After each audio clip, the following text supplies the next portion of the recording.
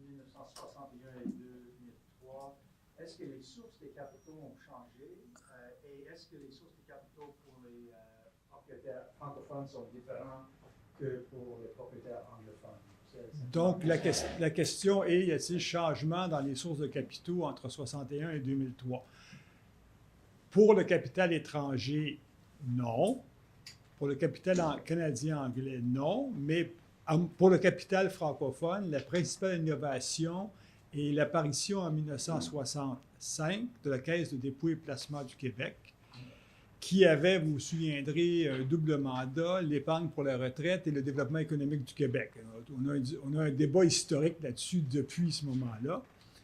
Et initialement, la Caisse de dépôt a été conçue en réaction au syndicat de A. Ames & Company et Bank of Montreal qui contrôlait l'accès au marché américain de la province de Québec pour les emprunts obligataires.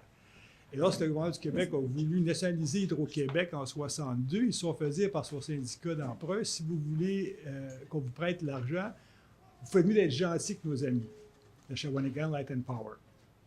Jean Lesage l'a très mal pris. Il est inspiré de la Caisse de dépôt et consignation en France, qui existait déjà, très, très vieil organisme français. Et donc, dans l'idée originale, c'était de pouvoir accéder à cet argent-là pour financer l'État québécois, donc par l'émission d'obligations du Québec.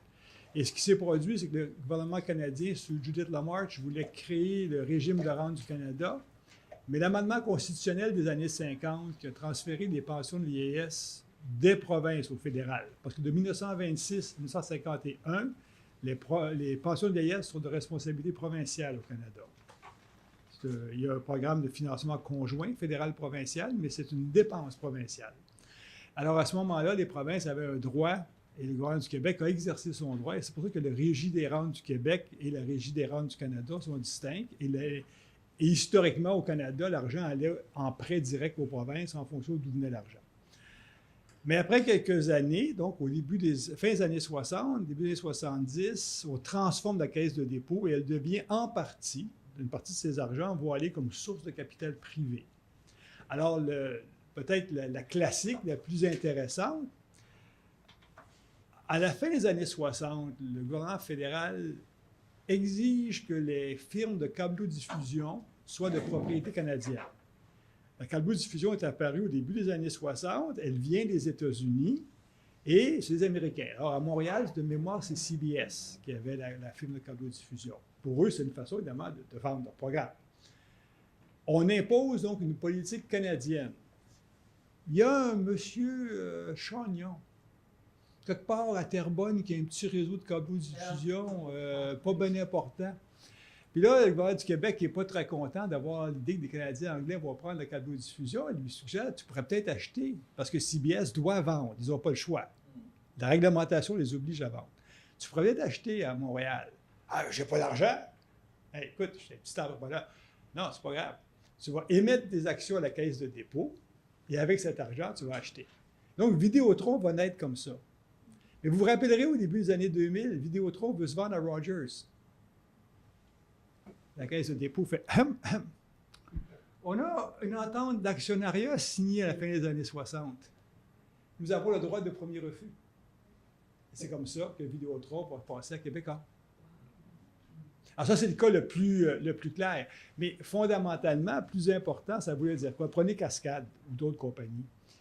Pour avoir le contrôle d'une entreprise, il faut avoir entre 35, bon, 50% plus 1, c'est évident, mais entre 35 et 40% d'actionnariat, en général, on contrôle l'entreprise.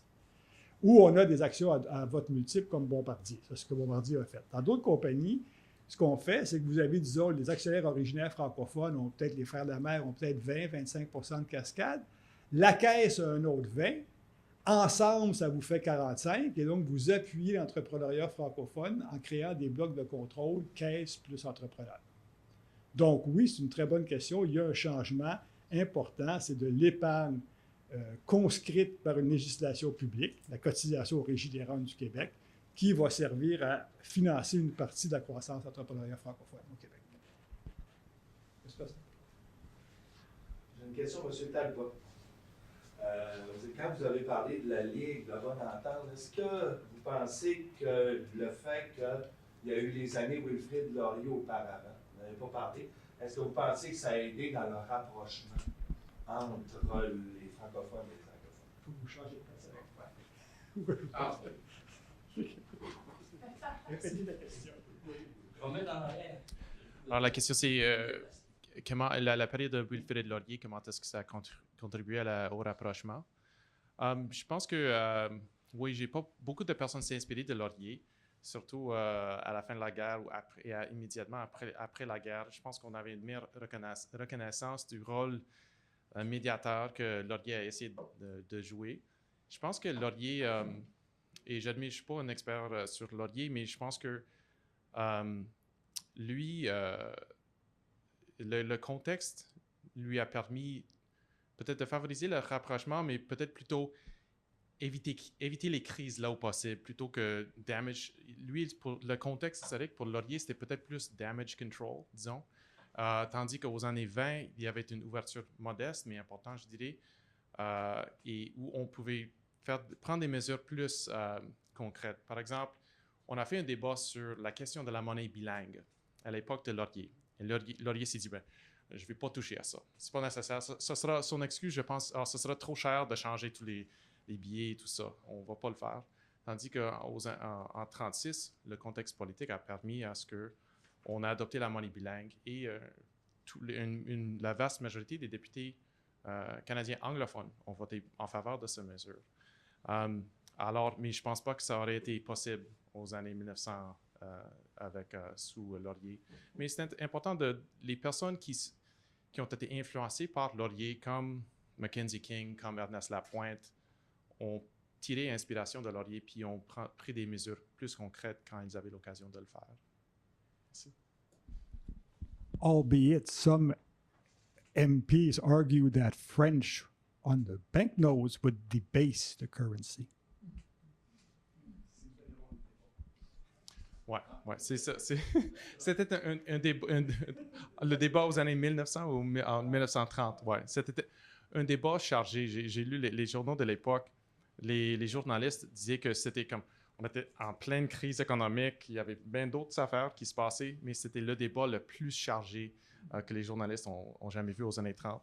Mais je pense que oui, les noms étaient très vocaux. Ils étaient très bruyants. Mais je pense qu'il faut reconnaître aussi que la majorité ont voté en faveur. Même s'ils n'étaient pas bruyants, ils étaient en faveur de ces mesures à l'époque. Mais il y avait des contres qui étaient pas mal bruyants aussi. Ouais. C'est parce que pour un économiste, debase the currency, ça a un sens beaucoup plus grave que ça. Ouais. C'est l'écroulement du marque allemande, quelque chose comme ça. Là. C'est ça.